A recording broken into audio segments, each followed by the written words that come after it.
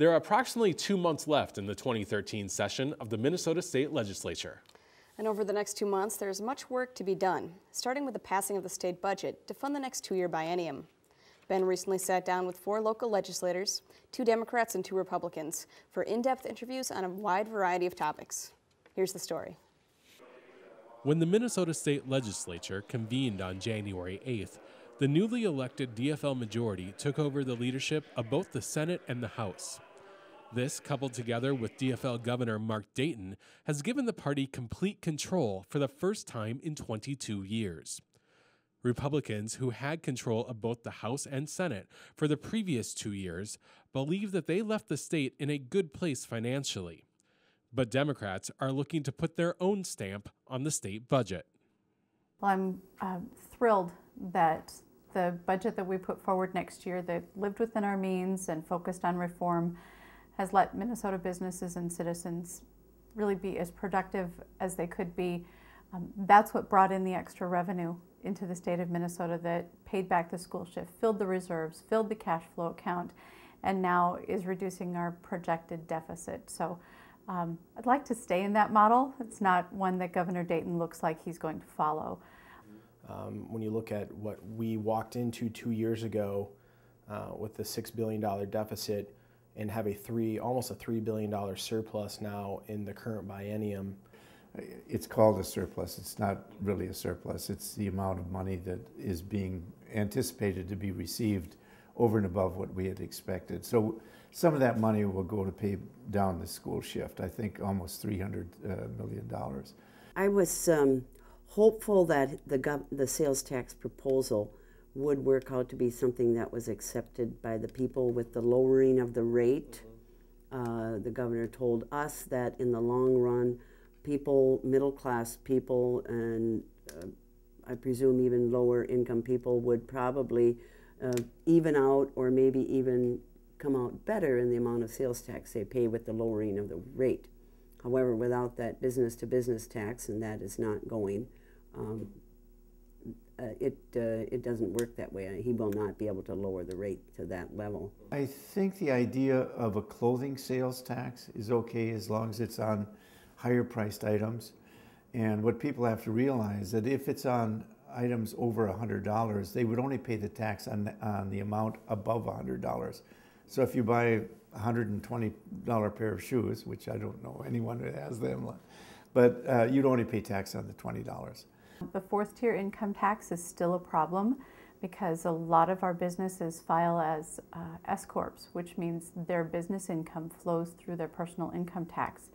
If we expand that top tier, those people who are just becoming entrepreneurial, just starting to see successes at the $140,000 range, are going to be discouraged.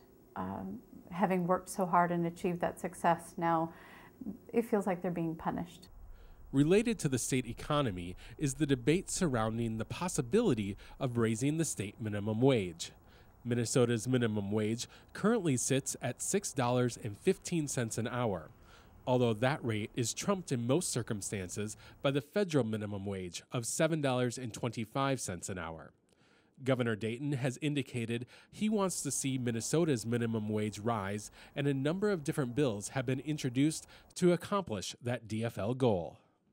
I support an increase in the minimum wage, and we've seen bills that have raised it to $8.50, and another bill that raises it to $10.55. And I think it's not only the governor, but President Obama also has indicated that he'd like to see the national minimum wage raised to about $9.50. And I think that for the most part, that's doable. I don't know that the case has been made that there needs to be that significant of a jump. It seems to be that most of the folks that have minimum wage jobs are part-time. A large, vast majority of those folks are part-time workers, maybe at different stages in their lives, most of them not depending upon that part-time minimum wage for a single source or livable wage. I believe employers can make the decisions about how they pay their employees. That is something that can be negotiated. And there are very, very few families that actually depend on the minimum wage as their sole source of income. It's mostly used for introducing people to the workforce. We hear people, it's not a living wage, that someone working 40 hours a week can't raise a family on it. It's not designed, entry-level jobs aren't designed to feed a family. They're designed to help 15 and 16-year-olds, those people who are going through college, to help them enter the workforce and understand how to be an employee and how to work and move up. And when you're successful, you move up out of the minimum wage. It's at one of the lowest, if not the lowest in the nation, $6.15, I believe. I'm not supportive of going to $10 for a minimum wage, but I think it should be up into at the minimum, the high 70s, 770, maybe 780. Most small businesses, especially as the economy starts picking up, are going to have to be paying in that range as it is just to get employees in the door. As you know, I had a small business in Blaine, and even though I sold that, I guess, 12, 13 years ago, I was starting, even the kids that worked in the back room and, to wash the floors and things like that, I was starting them at $8.50 an hour. So it depends on the market. And if you've got, less and less people willing to apply for jobs at a certain wage, then the rates are going to go up automatically. For those folks that do struggle with, finding a livable wage, I think that there's a lot of things we can do as a state government to help put more focus on job training, more focus on lining up and having folks ready after high school, and not just for college, but for trades and apprenticeships, and getting back to that model of getting people out there and getting better and more high-paying quality jobs. If we're concerned about families living at or near the poverty line who are earning minimum wage, then an expansion of the federal earned income tax credit could help us get to that solution. We have lots of safety net programs here in Minnesota that would meet some of the needs of families who are working poor and living in poverty. But pushing up the bottom simply creates unemployment for low-skilled workers. One of the most contentious debates taking place this year in St. Paul is the debate surrounding the legalization of same-sex marriage. After the defeat of the marriage amendment by voters in November, a bill has been introduced in both the House and Senate to legalize same-sex marriage in Minnesota. While there are deep divisions between lawmakers on supporting such a bill, most agree that any such bill should wait until after the budget is passed. I'm more concerned initially with taking care of trying to balance this budget and get the money where it should be in education and health and human services, and then working on the jobs committee to create jobs for people. I think the overarching lesson that was learned from last November was Minnesota did not want to deal with divisive social issues. And I think that with the Democrats bringing up legalizing gay marriage before we even have a budget, targets introduced, bringing up divisive social issues before the governor's revised budget has come out, is a misprioritization of what Minnesota expects us to do. This is a very tough personal vote, and it has to be done based on almost your personal point of view. Mine is that marriage is one man and one woman, has been for thousands of years, all of history, and I respect that tradition and think our statute should reflect that as well. I will support it if it comes to the floor vote. I don't think it'll come before any of my committees except on the floor. We had about almost a 2-hour debate today about accepting the committee report, and so it's going to be a lively discussion. I don't think it will take place until later on. I really hope it doesn't, because I don't think we here in the Senate particularly really don't want to have a big discussion of that issue and some others until we get the budget more in line. Each of the 201 members of the legislature are also busy championing their own bills, and our local legislators are no different. I'm a veteran, and it's a complete rewrite of the Minnesota Code of Military Justice. There's a universal code of military justice that the federal government has for active duty military, but our National Guard has been pulled on duty quite often, as have our reserves.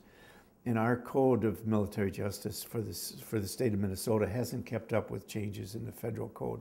So it's not a very sexy thing, but it's really important. I have a bill that would kind of restore the 2%, the 2% withhold, if you will, that expired from the federal government with the fiscal cliff deal. I believe that bill's been introduced, but what it would do at the state level is help restore that 2%. So I know that was a big shock to a lot of middle class folks. Losing 2% of your pay cut over 2% of your pay overnight was a big deal. So I think sticking that back in there is important. I have a bill that I was requested. They asked me to carry for money from transportation budget to help to repair the road, just 105th there in front of the Schwann Center. It's only about a mile. I'm on the Capitol Security Bill, where we would look at security for visitors, for employees here at the Capitol. So that's moving along rather well. The Return on Taxpayer Investment Bill, I should be having a hearing shortly, would require programs in Department of Public Safety and Department of Human Services to undergo an analysis outside of the government, go to Department of Economics at a university, and do a return on investment so that we have a better understanding of good use of taxpayer dollars. It was done in Washington State, and it actually helped them understand which programs, if they put more money into, would have a larger impact in decreasing the cost down the road. A very interesting study, and I'm looking forward to bringing it to a hearing. The other bill I carried, the first one that went to committee, had to do with the kids on reduced lunch. And as you know, in our area, a lot of kids are on free and reduced lunch. And the number keeps growing. All of our schools have food shelves now, and you know, the demand is great. So one of my first bills was to make sure that kids that are on reduced lunch are not denied a meal because they don't have that difference between what they would pay for a full price and a reduced lunch, and so that they would be counted the same as kids on free lunch, just to make sure, you know, kids don't do well in school if they don't have a meal. Despite the at times vastly differing opinions on the role and priorities for state government, both Republicans and Democrats are searching for areas of bipartisanship as they lead. I've sensed a big difference, really. I was here in 2009 and 10, and it seemed to be much more partisan then. And I've established really good friendships with the group of incoming Republicans, very nice people. And we're on a lot of bills together. We seem to be working well together. I don't sense the caucuses pulling their party members off, you know, and saying, you just stick with us regardless. People vote across party lines, especially in committees. The tone is different. This is the first time that Democrats have had control of the legislature in 22 years, control of the legislature and the governor's office in 22 years. And so I think there's some exuberance on their side that they're finally, you know, there's no Governor Pawlenty to stop them, there are no Republicans in the way, and they're getting a bit ahead of themselves on some of these issues. So I hope that what we'll see is they'll reach, and then they'll come back, and they'll reach out to Republicans and say, okay, where do we get this right? It is our hope, seriously, that we can have a very good working relationship with the other side of the aisle, understanding that, you know, they really can do whatever they want, and whatever legislation comes out of the House and Senate and becomes law, the Democrats will own that. I mean, they have the House, the Senate, and the governor. I'm sensing a real change, and I think a desire on the part of both parties to move things forward and to do good work for Minnesota. For North Metro TV News, Ben Hale reporting. The legislature is scheduled to complete its 2013 session no later than May 20th. North Metro TV will continue to follow the session and the impact that our local legislators have during the upcoming budget debates.